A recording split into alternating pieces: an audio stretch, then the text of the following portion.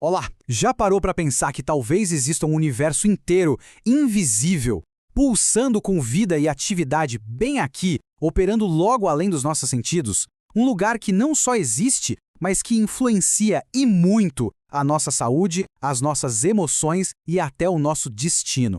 Pois é. Hoje a gente vai mergulhar nas páginas de Missionários da Luz para tentar entender um pouco melhor essa realidade fascinante. E olha só que interessante, a nossa jornada começa com essa afirmação, que é no mínimo surpreendente, de um mentor espiritual chamado Alexandre. Ele aponta para uma glândulazinha no centro do nosso cérebro, a pineal, e diz que ela é a glândula da vida mental. Pensa que ideia poderosa, é uma ponte direta entre a nossa biologia e o mundo espiritual. Para a gente conseguir entender essa conexão toda, vamos explorar 5 temas que são centrais no livro. O que é esse mundo invisível, como funciona a ponte entre os mundos, o que seria o tal do vampirismo e da obsessão, como se dá a mecânica da reencarnação e, no fim das contas, qual é a nossa responsabilidade nisso tudo. Então, começando pelo mundo invisível. O livro descreve esse lugar não como um céu abstrato, etéreo, sabe? Mas como uma outra dimensão, super organizada, com leis próprias, hierarquias e, principalmente, muito propósito. É um lugar de trabalho e estudo constantes, que interage o tempo todo com a nossa realidade aqui, a realidade física. E aí vem a primeira grande questão, né? Se esses dois mundos existem lado a lado, como é que eles se comunicam? O livro dá uma atenção especial para essa ponte, explicando direitinho como funciona essa troca. E é aqui que a obra já quebra uma ideia que muita gente tem. Sabe aquela visão do médium como se fosse uma máquina de comunicação? Pois é, o livro mostra que é muito mais do que isso. Ele é apresentado como uma ponte viva, um espírito que está numa missão e que precisa de muita humildade, de muita disciplina para conseguir permitir que uma comunicação clara e boa aconteça. A mediunidade, então, deixa de ser vista como um dom passivo, algo que a pessoa simplesmente tem e pronto. Ela se torna uma missão, uma tarefa que exige um autodesenvolvimento constante. A qualidade da comunicação, a clareza dessa ponte, depende totalmente do equilíbrio interior do médium, da sua tolerância, da sua paciência, do seu amor. E aí a gente volta para a glândula pineal.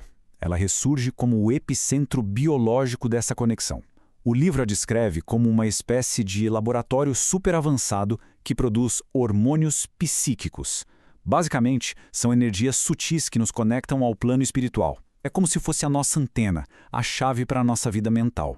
Bom, agora a gente vai entrar num tema um pouco mais denso, mas que é fundamental para entender a obra. Por quê? Se existe essa troca com o bem, também existe a possibilidade da gente sintonizar com influências, digamos, não tão positivas. O livro lança essa pergunta bem provocadora. Será que existem vampiros espirituais? A resposta não vem do folclore, não. Ela vem de uma análise bem profunda sobre a dinâmica das influências espirituais entre as pessoas. O que o livro chama de vampirismo, na verdade, é um tipo de parasitismo energético. Espíritos desequilibrados ou simplesmente ociosos se aproveitam da energia de pessoas que estão vibrando na mesma sintonia de negatividade que eles, criando uma conexão que acaba drenando a vitalidade. E o que é que abre a porta para isso? A obra é bem clara. São os nossos próprios hábitos. Os excessos, os pensamentos negativos que a gente alimenta, a falta de disciplina mental, tudo isso cria o campo perfeito para atrair essas influências. E o impacto disso é profundo.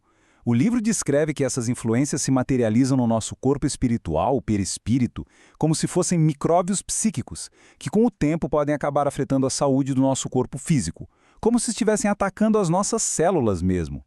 A conclusão disso tudo é bem forte. Assim como uma doença física, os desequilíbrios da alma, quando são alimentados por essas conexões negativas, podem se espalhar. Isso só reforça a importância da gente vigiar nosso mundo interior, porque ele afeta diretamente a nossa saúde e até a de quem está ao nosso redor. Agora, vamos sair um pouco dessa parte mais pesada para entrar numa das ideias mais fascinantes do livro, a reencarnação. A obra descreve esse processo não como um acidente ou um castigo, mas como algo profundamente lógico, inteligente e muito bem planejado. A visão que o livro apresenta é que a vida é uma grande escola. Antes mesmo da gente nascer, um plano é traçado com a ajuda de mentores espirituais para garantir que a gente tenha as melhores oportunidades para aprender, reparar erros do passado e, claro, evoluir. Esse planejamento é descrito em detalhes. Começa com uma análise do passado, depois vem o planejamento dos desafios que a gente vai precisar para crescer. O nosso corpo físico é moldado para ser a ferramenta ideal para essa missão, às vezes até com algumas limitações específicas para nos ensinar lições importantes. E por fim, se estabelece a conexão com a nossa futura família.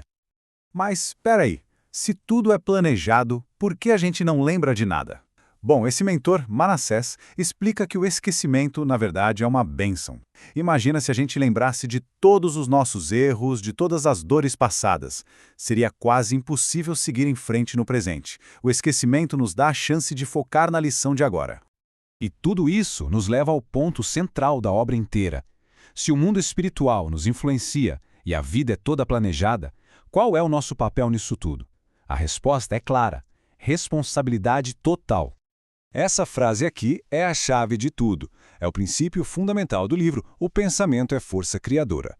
As nossas ideias não são só coisas abstratas que ficam na nossa cabeça. Elas são matéria sutil que molda nosso corpo espiritual, que define a nossa realidade e que atrai as energias e as companhias que estão na mesma frequência que a nossa.